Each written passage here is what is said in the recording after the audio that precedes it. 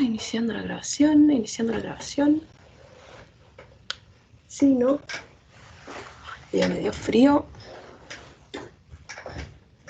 Ahí sí, ya, inició la grabación. Entonces ahora sí les comparto. Ah, ahí estaba. ¿Están viendo o no? Sí, Sí, profesora. sí se ve, profe. Sí, profe. Sí, profe, sí se ve. Gracias, chiquillos. Ya voy a ir avanzando, avanzando, avanzando, avanzando, avanzando. Y vamos aquí, aquí, aquí. Ya, vamos a empezar a ver ahora entonces los carbohidratos. Como primera macromolécula, los carbohidratos tienen una fórmula química, que es lo que ustedes ven ahí. Para mí no es, o sea, no les voy a preguntar eso, digamos.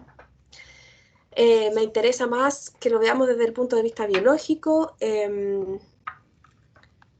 Tienen una fórmula química, pero lo más importante es que tienen diversidad de estructuras y eso desde el punto de vista biológico, y eso le da una diversidad de funciones.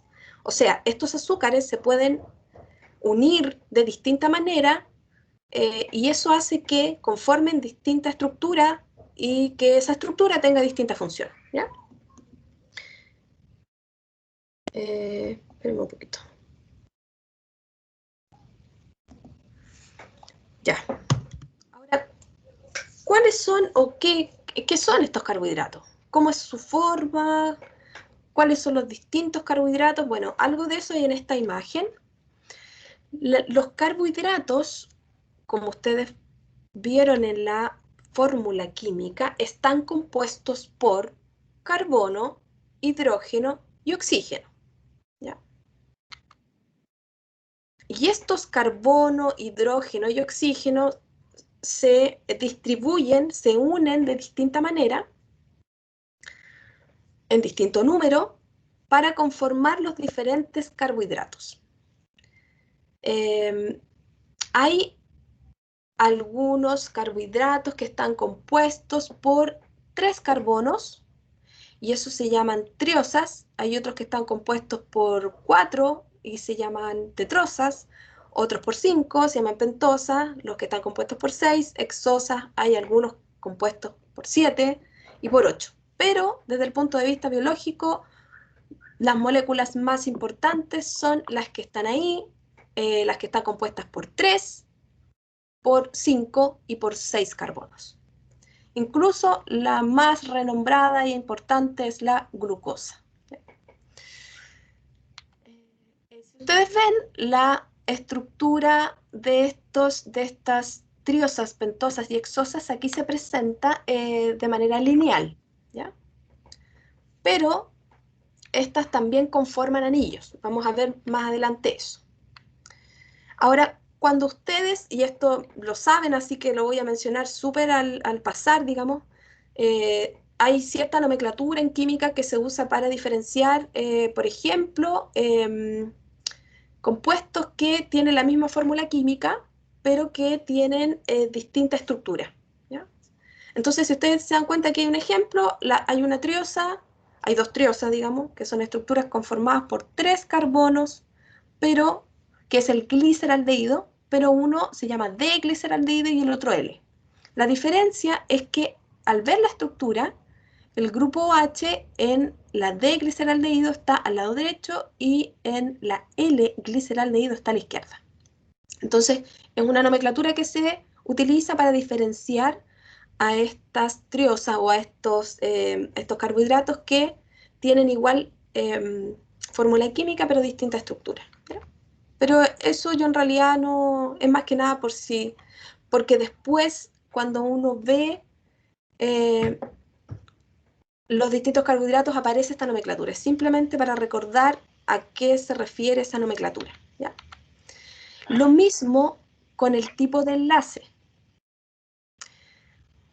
Si ustedes ven aquí, al lado izquierdo, la estructura lineal de un azúcar, pero estos azúcares pueden conformar anillos. Se ciclan, ese es el concepto. Se ciclan y forman estos anillos.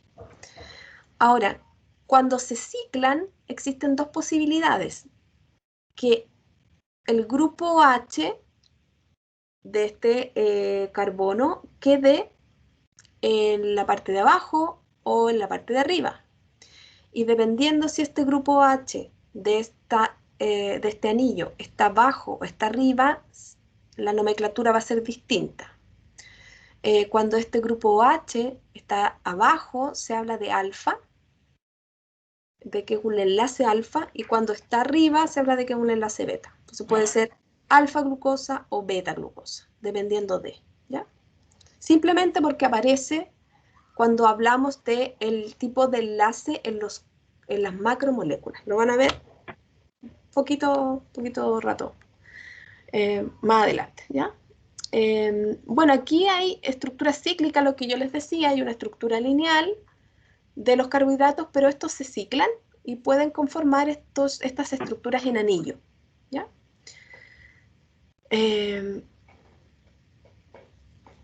Cuando este anillo está conformado por 6 lados, se habla de una estructura pirano, de un pirano, y cuando tiene 5 lados, de un furano, ¿ya?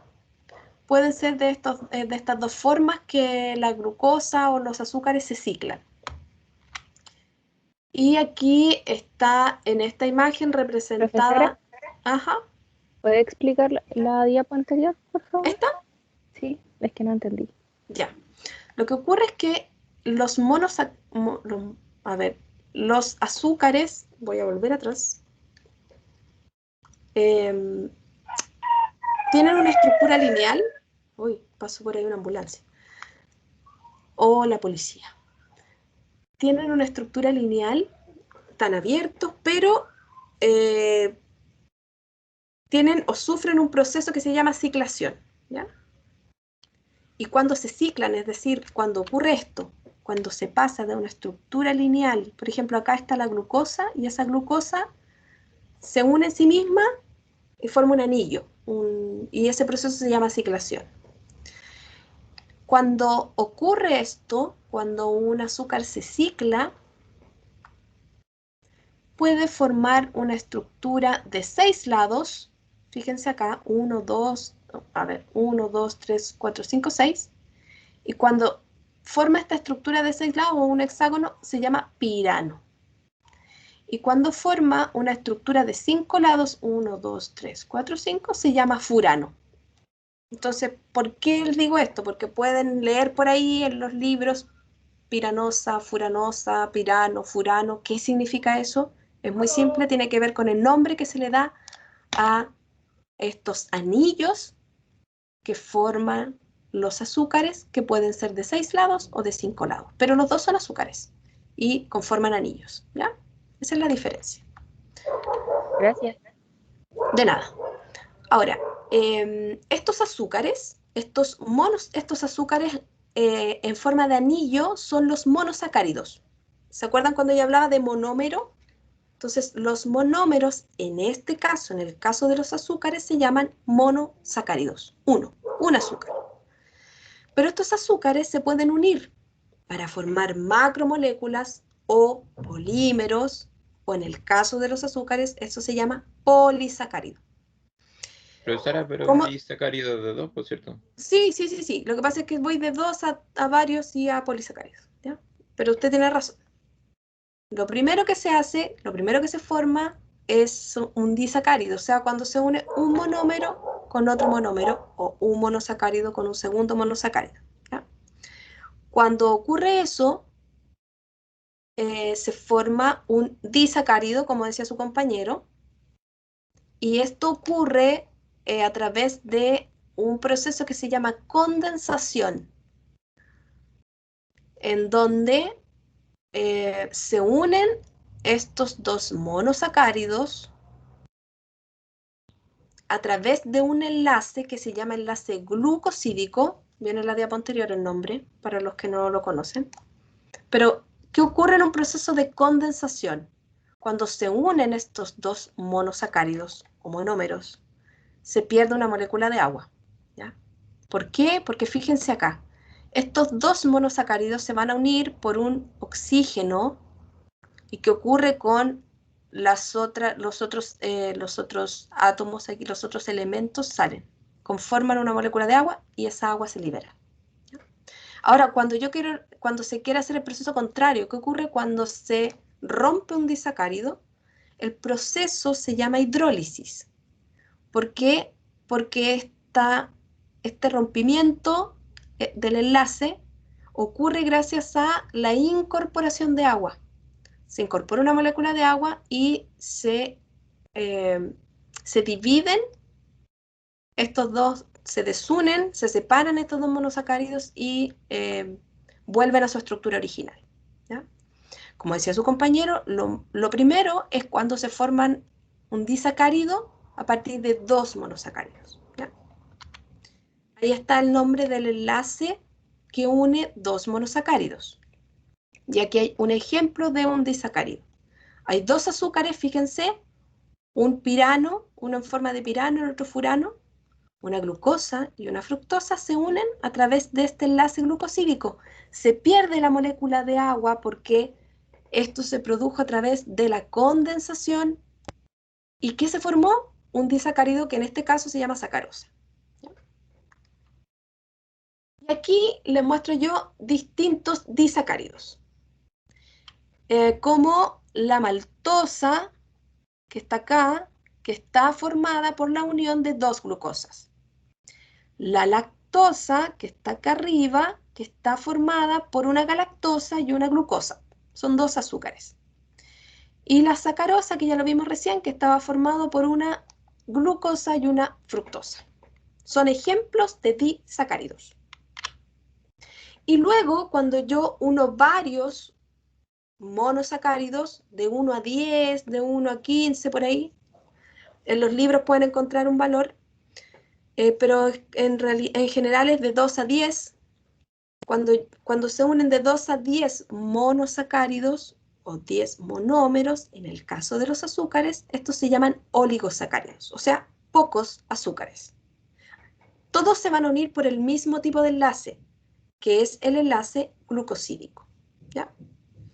Y ahora, cuando se unen muchos monosacáridos, muchos monómeros de azúcar, se producen, se sintetizan, se forman polisacáridos, que son un tipo de polímero.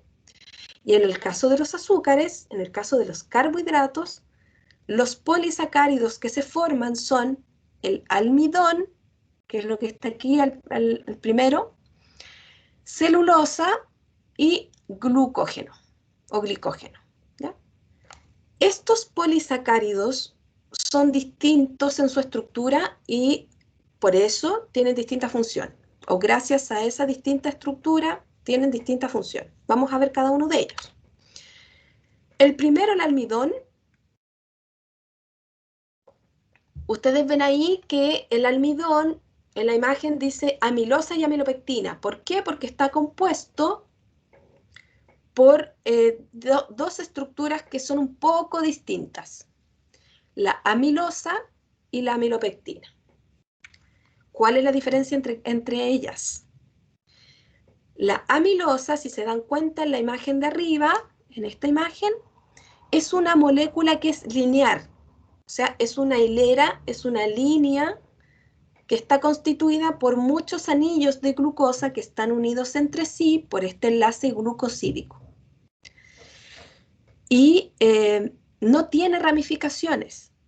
La amilosa es una molécula lineal y esa molécula lineal simplemente son azúcares unidas una al lado de la otra. Por un enlace glucosídico que, ¿por qué les pasé lo del alfa? Porque aquí dice específicamente ese tipo de enlace es alfa 1,4. Es un enlace que tiene el OH. ¿Dónde tenía el OH?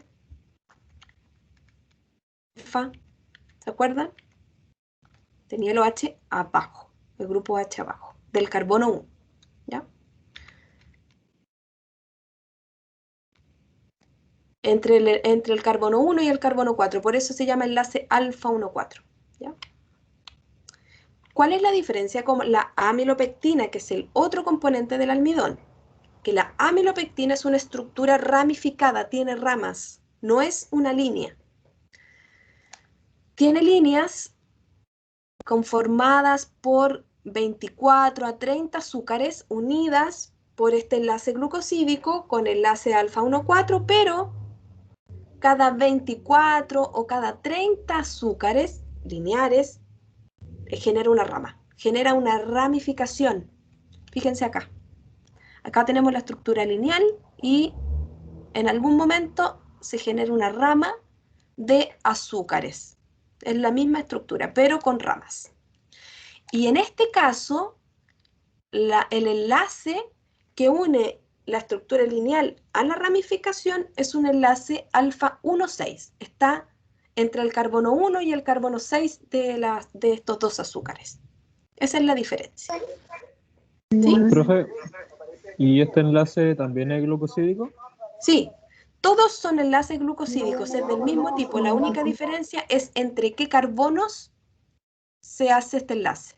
Porque en cada uno de en estos anillos, cada carbón tiene un número. ¿Ya? Entonces, en la estructura lineal, este enlace es 1,4, pero es enlace glucosídico. Y en la ramificación, el enlace es entre el carbono 1 y el 6, pero es del mismo tipo. También es enlace glucosídico.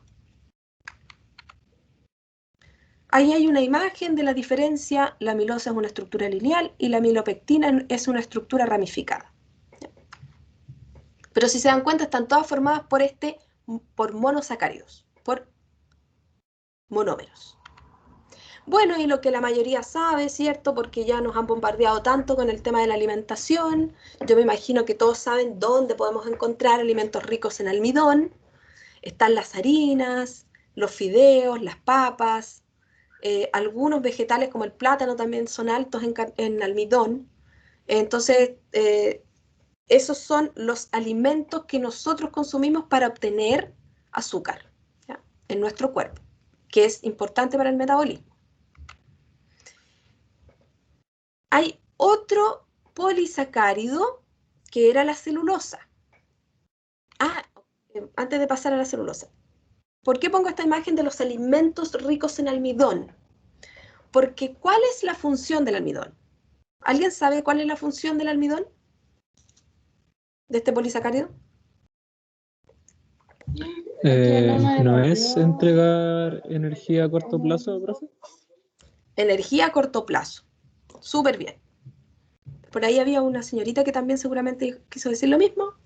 Energía, pero energía a corto plazo. Energía que nuestro cuerpo utiliza rápidamente. Por eso los deportistas, los días que tienen alta competencia, consumen alta cantidad de carbohidratos en sus comidas, ¿ya?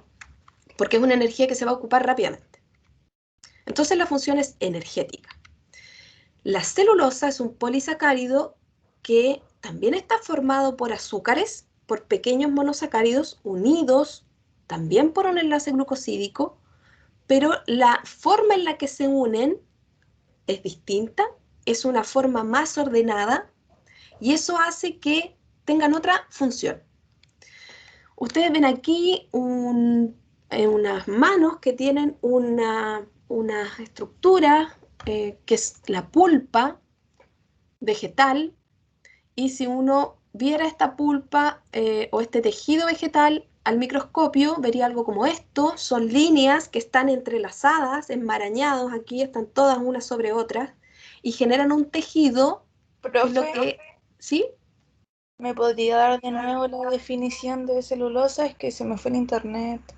Sí, ningún problema.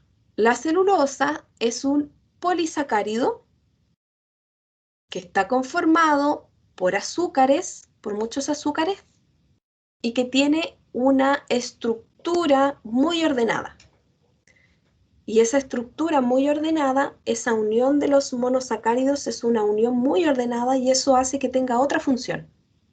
Ya no tiene una función energética como el almidón.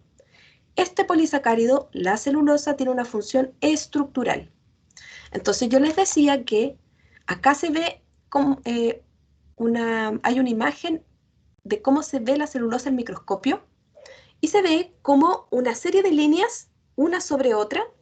Acá también se ve una fibra de celulosa y estas fibras de celulosa, al estar unidas una al lado de la otra, estas moléculas están muy ordenadas una al lado de la otra, hacen que la fibra de celulosa tenga una función de estructural, o sea, de resistencia, de darle resistencia a los tejidos. Por eso es muy importante en las plantas, porque le da la estructura, por ejemplo, a la pared celular.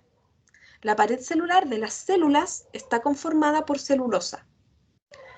Y eso permite que, por ejemplo, cuando entra harta agua, cuando yo les pregunté en el diagnóstico estos fenómenos de plasmólisis, de citólisis, de la célula muy turgente, cuando entra agua, no se rompe.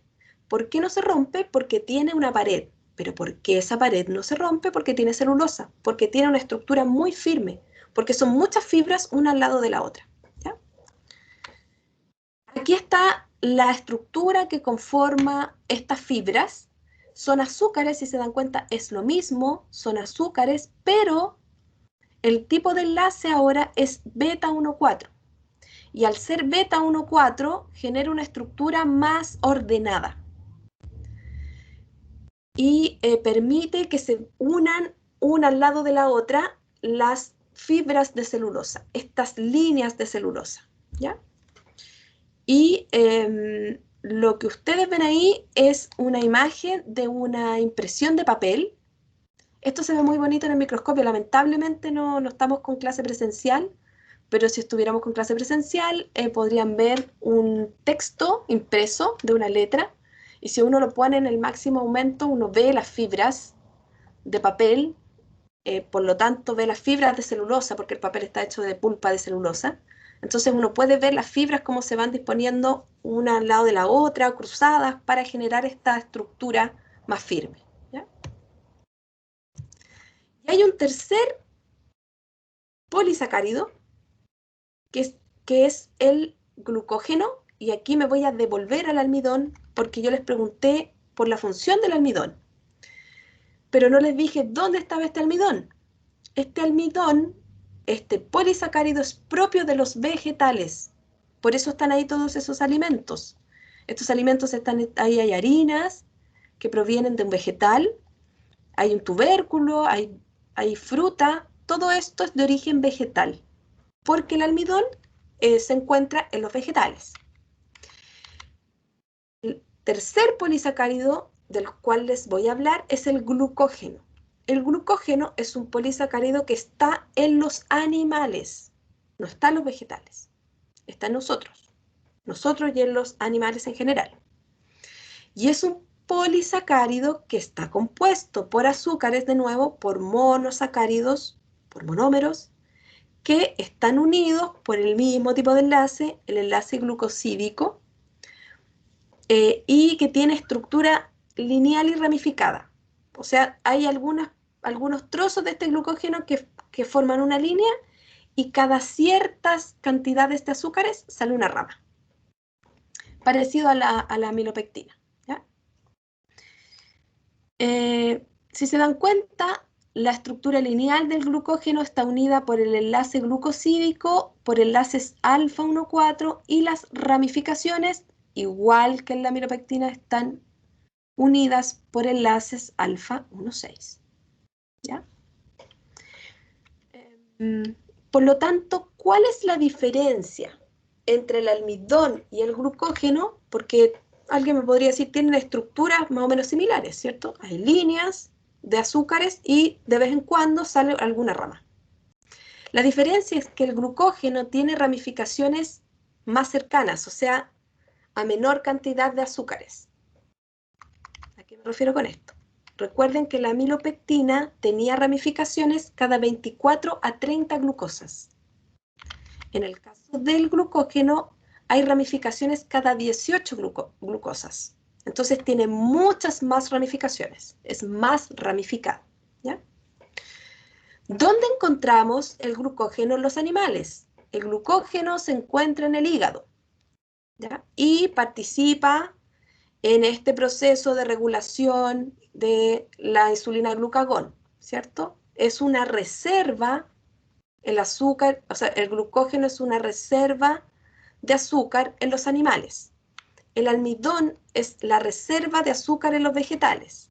Entonces, cumplen la misma función, pero el almidón es energía a corto plazo en vegetales y el glucógeno es energía a corto plazo en los animales. ¿Ya? Cumple la misma función. Y hay un cuarto carbohidrato que tal vez no todos conozcan o no a todos les han contado de este carbohidrato. Disculpe, ¿Sí? en el almidón dijo reserva de azúcar en los vegetales, ¿cierto? Sí. Ah, Y ya. el glucógeno, y el glucógeno es reserva en los animales.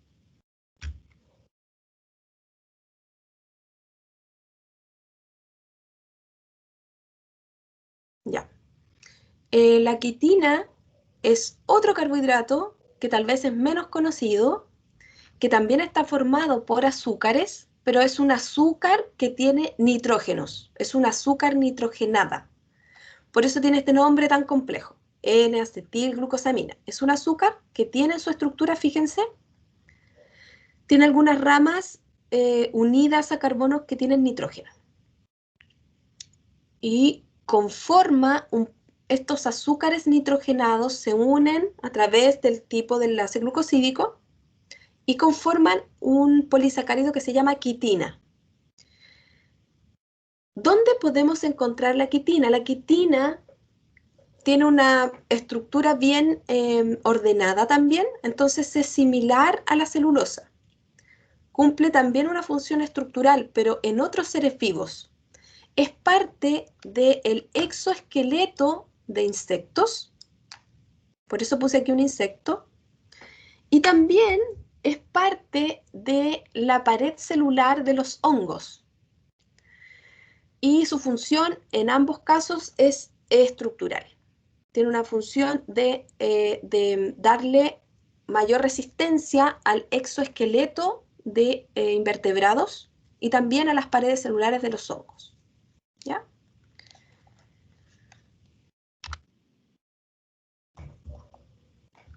Y, me faltó un clic.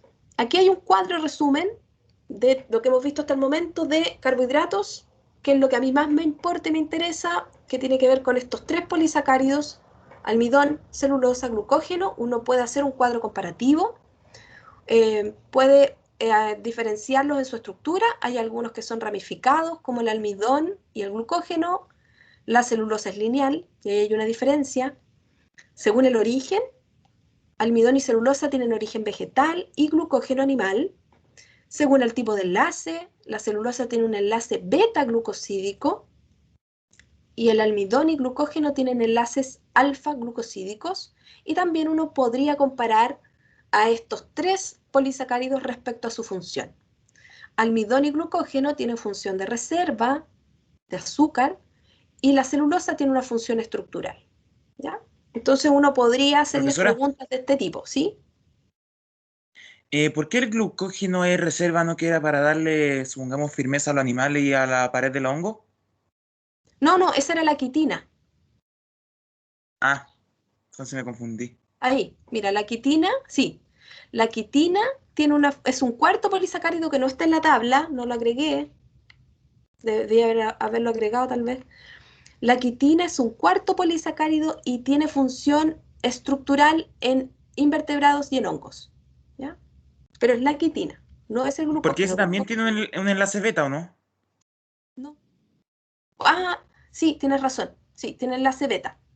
Por eso tiene la misma estructura o similar a la celulosa y tiene esa función, porque el enlace beta permite que estos polisacáridos unidos de manera lineal tengan una forma más ordenada.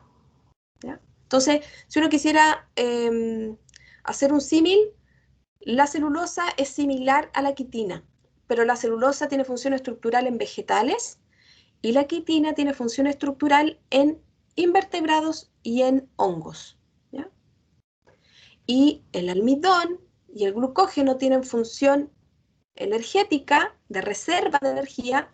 El almidón es reserva de energía en vegetales y el glucógeno es reserva de energía en animales.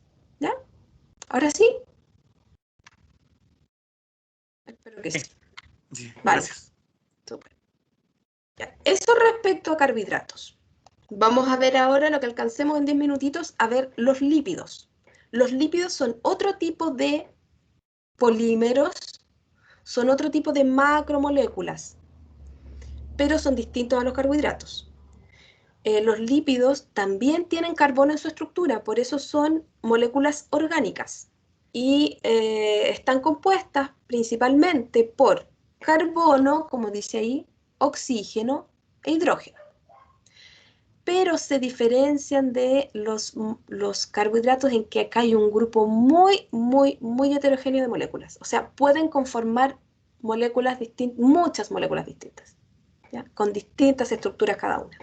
Lo van a ver cuando veamos lípidos. A continuación.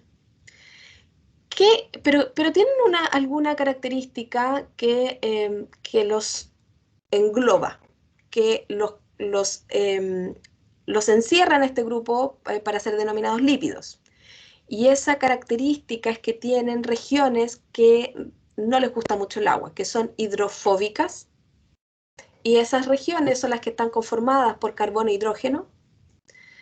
Por lo tanto, son insolubles en agua y son solubles en otro tipo de solventes, en cloroformo, en benceno, en éter, pero no en agua, ¿ya?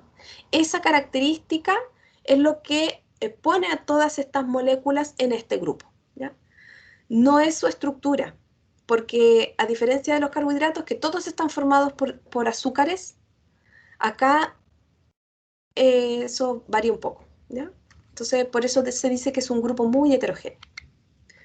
Tanto así que aquí tienen un mapa conceptual que de alguna manera intenta ordenar a esta diversidad de lípidos que existen, ¿ya? Pueden encontrar otro tipo de clasificación, ¿ya? Esta es una de tantas clasificaciones que uno encuentra de los lípidos. En este caso, se clasifican en lípidos saponificables e insaponificables. ¿Qué significa eso? Los lípidos saponificables son aquellos que tienen ácidos grasos. Vamos a ver qué son los ácidos grasos en un minuto. Y los insaponificables son los que no tienen ácido graso, ¿ya? Dentro de los que sí tienen en su estructura ácidos grasos, hay lípidos simples, son más sencillos en su estructura, como las grasas o las ceras, y hay algunos que son más complejos, son lípidos complejos, como los fosfolípidos o los esfingolípidos, ¿ya? Y eso es lo que vamos a ver a continuación. Y al final vamos a ver aquellos lípidos que no tienen ácido graso en su estructura, que tienen carbono, hidrógeno, oxígeno, pero que no conforman ácidos grasos, sino que tienen unas estructuras que son muy distintas. Y en ese grupo están los esteroides, los isoprenoides y las prostaglandinas, ¿ya?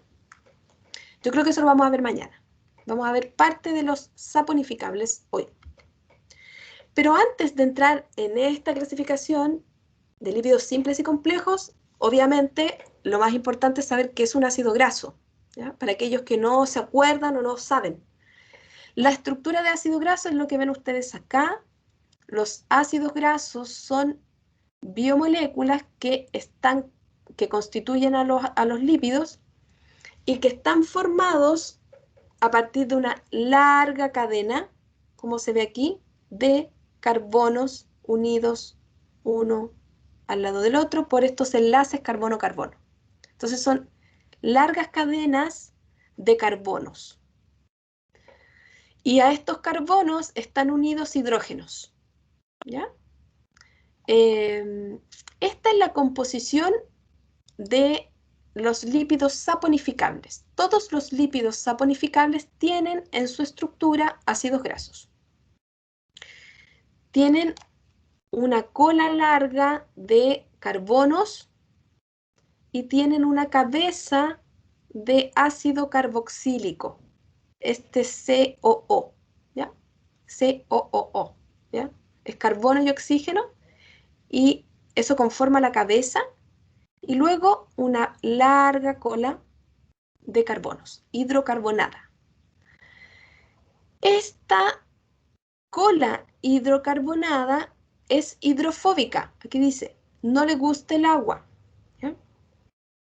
Esa es una característica.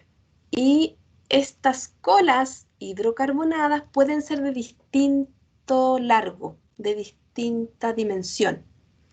Y eso es lo que se ve en la imagen de la derecha. Ustedes pueden encontrar ácidos grasos que están conformadas por 18 carbonos, como el ácido esteárico, o por 16 carbonos, como el ácido palmítico.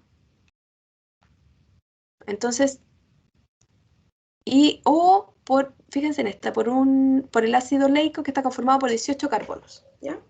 Entonces, pueden encontrar ácidos grasos con colas que tienen entre 12 y 24 carbonos. Yo no hago preguntas tan específicas como preguntarles por la cantidad de carbonos que tienen, ¿cachai? No voy a hacer eso, ¿ya? Pero es más que nada... Profesora, ¿Sí?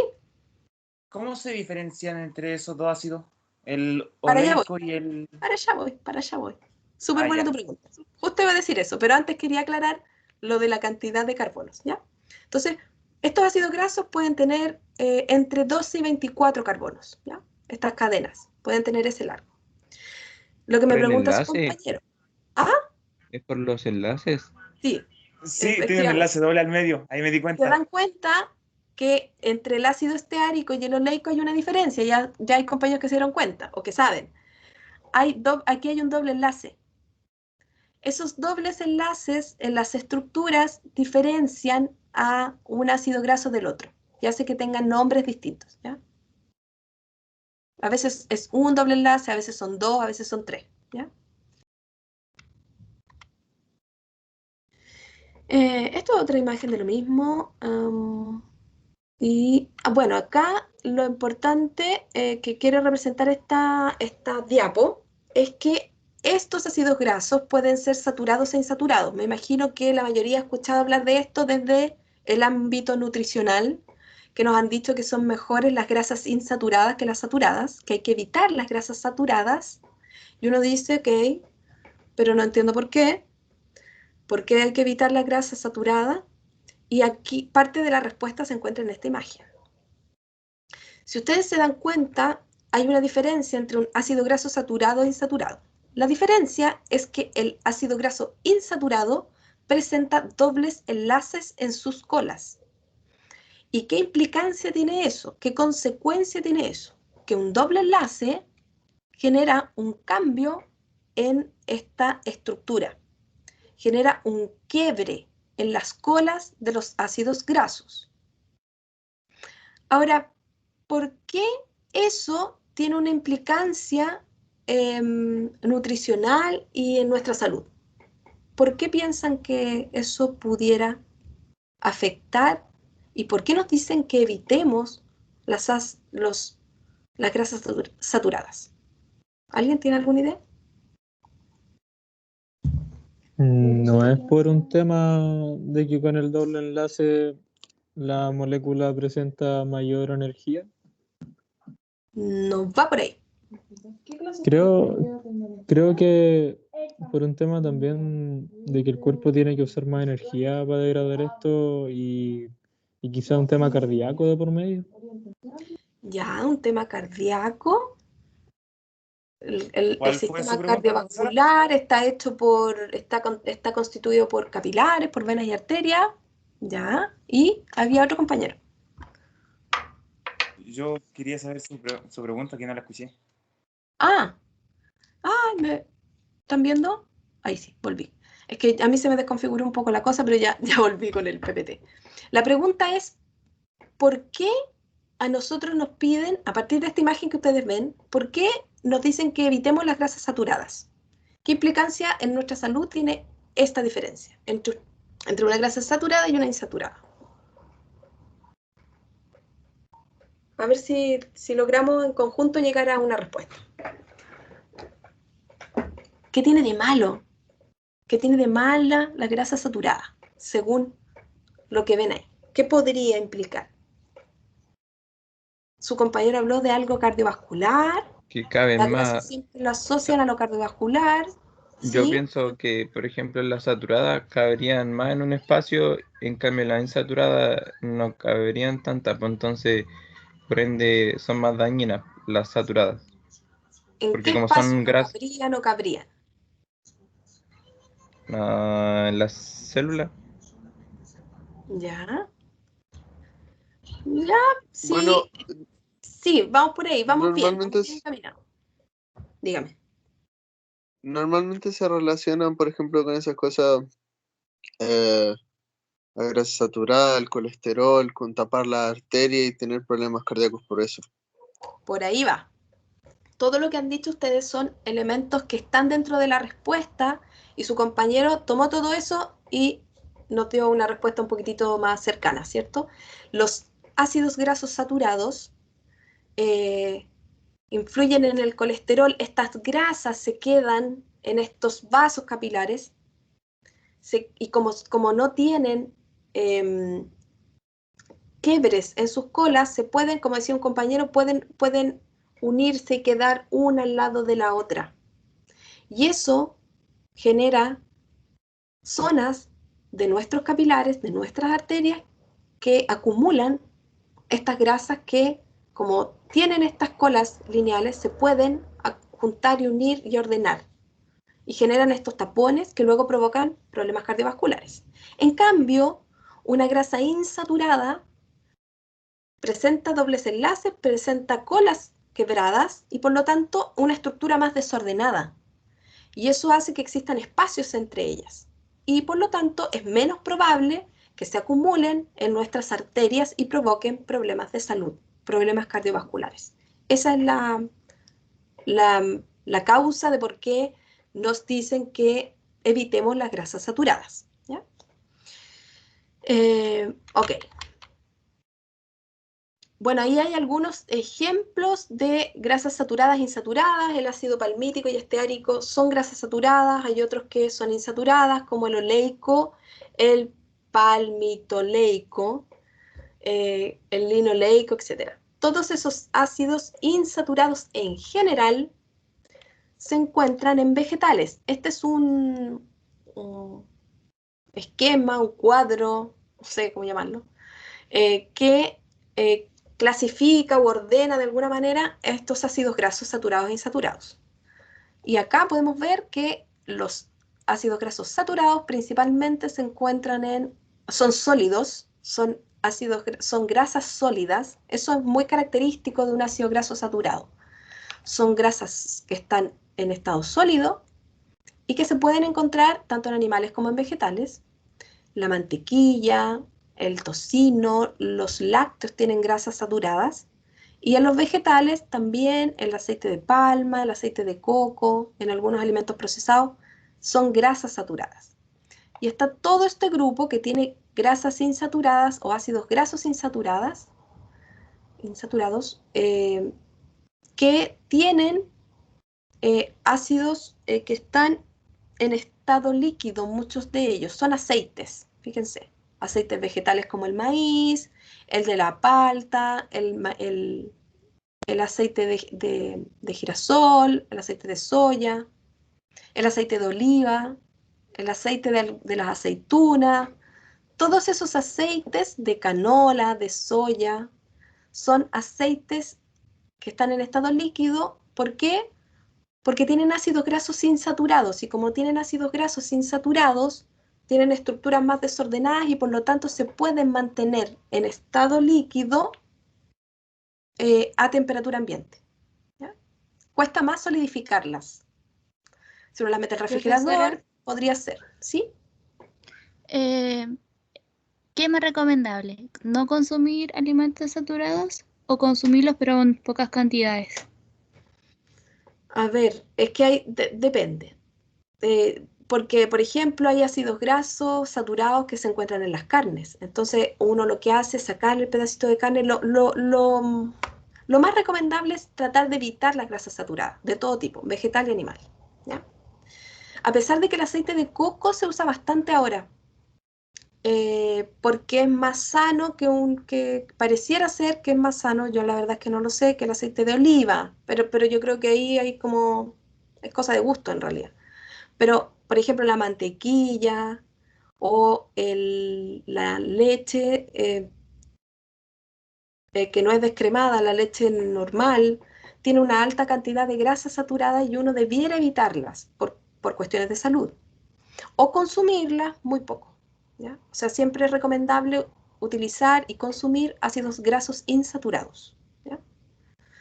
Como los aceites de oliva, de palta, yo sé que es más caro, pero hay otros como el de girasol que no es tan caro y bueno, hay un tema ahí con lo nutricional, digamos, y con lo que cuesta hacer una dieta sana. Pero si pueden, traten de consumir aceites insaturados o grasas insaturadas, ¿ya? Esa es como la recomendación desde lo nutricional, ¿sí? ¿Y eso que tienen allá arriba en rojo, que es como una W, es omega? Sí, tiene ¿El que ver omega 3, omega 6? Exactamente. Omega, ¿no? ¿Eso o no? Sí, sí, más adelante hay una ¿Y explicación eso de... en qué? Pero ¿en qué aporta eso? Esas cosas. O sea, Son distintos tipos en el fondo, a ver, el omega, porque me pasé aquí, ahí están viendo la nomenclatura del ácido graso insaturado, ¿cierto? El omega tiene que ver con la posición, bueno, ahí o el omega 9, omega 3, omega 6 tiene que ver con la posición donde se ubica el primer enlace desde la posición omega, ¿ya? Pero básicamente es una nomenclatura y los omega 3, omega 6 y omega 9 son distintas grasas, distintos ácidos grasos que uno debiera consumir, ¿ya? No te dicen que uno sea mejor que el otro, ¿ya? Por ejemplo, aquí está, el omega 3 es poliinsaturado, en general son ácidos grasos muy insaturados, o sea que tienen muchos dobles enlaces, y en el caso del omega 3, 6, 9 significa dónde está ubicado el primer doble enlace, ¿ya? Por eso se diferencian, pero todos son ácidos grasos insaturados, por lo tanto todos son importantes y todos son beneficiosos para la salud. Lo que ocurre es que se encuentran en distintos tipos de alimentos. Entonces uno debiera consumir distintos alimentos para tener estos distintos tipos de ácidos grasos insaturados. En algunos hay omega 3, en otros 6 y en otros 9. Tienen distintos beneficios. Yo en este momento no me acuerdo de cada uno de los beneficios de los distintos ácidos grasos omega. Pero son todos ácidos grasos insaturados, ¿ya? Y básicamente la nomenclatura tiene que ver con dónde se encuentra el primero de los muchos dobles enlaces que tiene, ¿ya? Creo que voy a dejar hasta aquí porque ya es la 1:06. Y nos pasamos, pero mal de la clase. Voy a cortar la grabación y voy a preguntar.